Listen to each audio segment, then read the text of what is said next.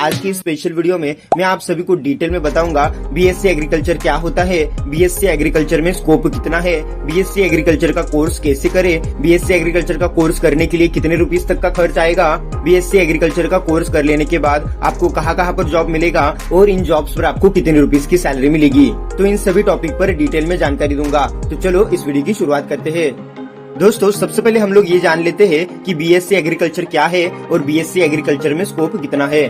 दोस्तों भारत की अर्थव्यवस्था काफी हद तक कृषि यानी कि एग्रीकल्चर पर निर्भर करती है। इसका प्रमुख कारण यह है कि भारत कृषि प्रधान देश है। इंडिया की आधी से ज्यादा आबादी ग्रामीण क्षेत्रों में निवास करती है और इनका मुख्य व्यवसाय खेती होता है। ऐसे में इस क्षेत्र में करियर बनाने के लिए आपको कई सारे ऑप्शंस मिल जाएंगे। अगर आप भी बीएससी एग्रीकल्चर का कोर्स करने में इंटरेस्टेड हो तो यस, ये आपके लिए बहुत ही अच्छा करियर ऑप्शन साबित हो सकता है। भारत कृषि प्रधान देश है, इसलिए यहाँ पर एग्रीकल्चर स्पेशलिस्ट की काफी ज्यादा मांग है। इस सेक्टर में करियर करने के बहुत सारे तरीके हैं। प्राइवेट और गवर्नमेंट दोनों क्षेत्र में आपको जॉब मिल जाएगा।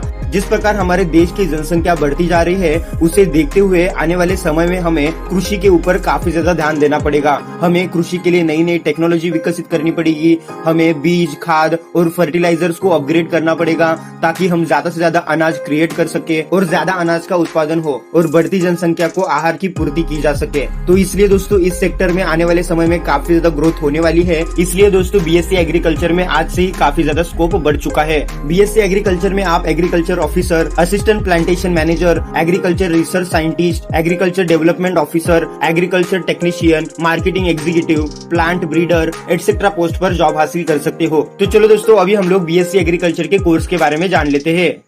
अगर दोस्तों आप भी इस सेक्टर में अपना करियर बनाने की ख्वाहिश रखते हो तो आपको सबसे पहले 10th पास आउट करना है और 12th के लिए एडमिशन लेना है साइंस की स्ट्रीम से। आपको साइंस की स्ट्रीम में फिजिक्स, केमिस्ट्री, मैथ्स या फिर physics, chemistry, maths and biology इन दोनों में से कोई भी सब्जेक्ट आप सिलेक्ट कर सकते हो। साइंस की स्ट्रीम का हर एक स्टूडेंट बीएससी एग्रीकल्चर का कोर्स कर सकता है।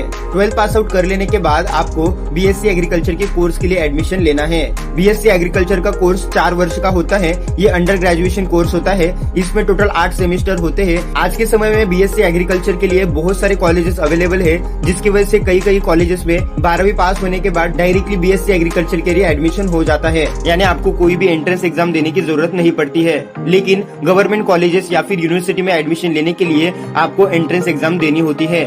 बीएससी एग्रीकल्चर का कोर्स कंप्लीट कर लेने के बाद अगर आप आगे पढ़ना चाहते हो तो आप एमएससी इन एग्रीकल्चर का कोर्स भी कर सकते हो। बीएससी एग्रीकल्चर की फीस की बात करें तो गवर्नमेंट में इस कोर्स की फीस 10,000 से 15,000 रुपीज पर ईयर की होती है। वही प्राइवेट कॉलेजेस में इसकी फीस 20,000 से 50,000 रुपीज तक की पर ईयर की होती है। यानी ये कोर्स 4 साल का होता है। तो गवर्नमेंट कॉलेजेस में बीएससी एग्रीकल्चर के लिए आपको लगभग 50,000 से 60,000 रुपए का खर्च आएगा और प्राइवेट कॉलेजेस में बीएससी एग्रीकल्चर का कोर्स कंप्लीट करने के लिए 1 लाख से 2 लाख रुपए तक का खर्च आएगा।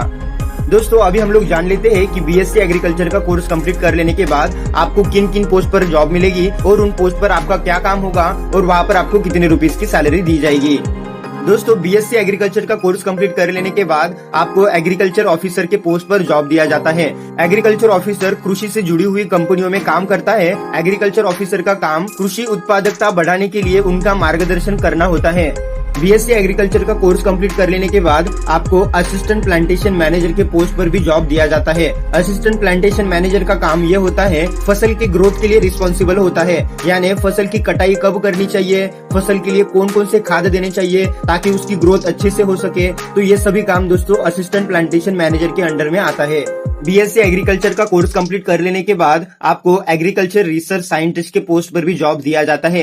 एग्रीकल्चर रिसर्च साइंटिस्ट का काम फसल से रिलेटेड रिसर्च करना होता है, कंपैरिजन करना होता है। दे बायोलॉजिकल प्रोसेस को अलग अलग तरीके से एक्सपेरिमेंट करते हैं और फसल के प्रोडक्शन के लिए और फसल के प्रोसेस के लिए नई नई टेक्नोलॉजी का विकास करते हैं। इसी तरीके से दोस्तों आपको seed technologist, plant breeder, marketing executive, agriculture technician, agriculture development officer etcetera post पर जॉब दिया जाता है। अगर दोस्तों हम लोग बात करें इनकी सैलरी की तो जैसे ही दोस्तों आपने बीएससी एग्रीकल्चर का कोर्स कंप्लीट कर लिया तो दोस्तों एज ए फ्रेशर आपको यहाँ पर 25,000 रुपए की सैलरी दी जाती है और जैसे आपके पास 3 to 5 इयर्स का एक्सपीरियंस आ जाएगा तो एज ए एग्रीकल्चर स्पेशलिस्ट आपको 60,000 से 80,000 रुपए की सैलरी पर मंथ दी जाएगी। अगर दोस्तों आपके अंदर अच्छी स्किल्स है, आपके पास अच्छा टैलेंट है तो दोस्तों इन पोस्ट पर आपको 1.5 लाख रुपए से लेके 1,80,000 रुपए तक की सैलरी भी पर मंथ दी जाती है। डिपेंड करता है कि आप कौन से ऑर्गेनाइजेशन के लिए काम कर रहे हो।